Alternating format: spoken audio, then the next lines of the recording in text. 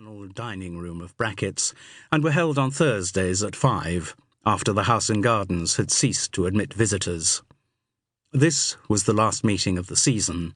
At the end of the next week, coinciding with the end of October, the site would be closed to the public until the following Easter. Brackett's, set a little outside the downland village of South Stapley, was one of those houses which had grown organically. The oldest part was Elizabethan, and additions had been made in Georgian and Victorian times.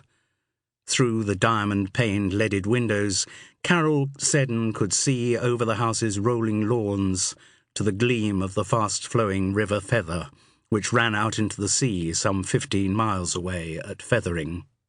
It was late autumn, when the fragile heat of the day gave way at evening to the cold breath of approaching winter, but perhaps one of the best times of year to appreciate the beauty and seclusion of the estate. Brackett's was an idyllic place to be the home of a writer. The writer to whom the shrine was dedicated was Esmund Chadleigh. His father Felix had bought Brackett's during the First World War, getting the property cheap in a state of considerable dilapidation, and spending a great deal on loving restoration of the house and gardens. When Felix Chadleigh died in 1937, Brackett's was left to his son, and, funded by family inheritance and his own writing income, Esmund Chadleigh had lived there in considerable style until his own death in 1967. Esmund Chadleigh was one of those Catholic figures like Chesterton and Belloc, who, in that unrealistic world of England between the wars, had made his mark in almost every department of the world of letters.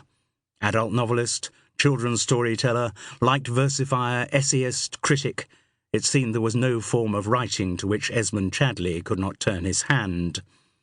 But when the derisory adjective glib was about to be applied to him, critics were brought up short by a series of deeply felt poems of suffering, published in 1935 under the title Vases of Dead Flowers.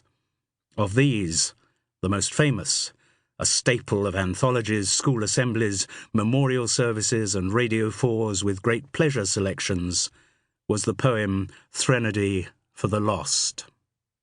Written, according to Esmund Chadleigh's introduction nearly 20 years before its first publication, this was a lament for his older brother Graham, who at 18 had set off for the battlefields of Flanders and never returned even in a coffin. In the room where the trustees were meeting was a glass-topped display case dedicated to the memory of Graham Chadleigh. The space was divided down the middle. On one side there were photographs of him as a boy in a house before Brackett's, with his younger brother beside him. Both carried tennis rackets. Then Graham appeared in a cricket team in a gravely posed school photograph, dated 1915. Beside this was the faded, tasselled cap of his cricket colours. There was a letter he had written from school to his parents, politely requesting them to send him more tuck. On the other side of the division was the pitifully small collection of memorabilia from Graham Chadleigh's wartime life. There was a letter written to him in the trenches by his father. There was a cap badge and a service revolver. That was all that had been recovered. It was the totality of his absence that could still shock visitors to Brackett's at the beginning of the 21st century. Like many others in the muddy holocaust of Passchendaele, Graham Chadleigh had just vanished off the face of the earth, literally blown to smithereens. That was why his brother's famous poem carried such emotional impact.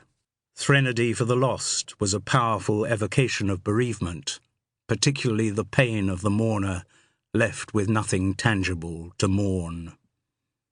No grave, no lichened tombstone, graven plaque, no yew-treed cross beneath its cloak of moss, no sense but absence, unforgiving dark, the stretching void that is eternal loss. None of Carole Seddon's generation could have got through school without having learned those lines, and the revival of interest in the Great War towards the end of the 20th century had ensured that the name of Esmund Chadleigh was not forgotten.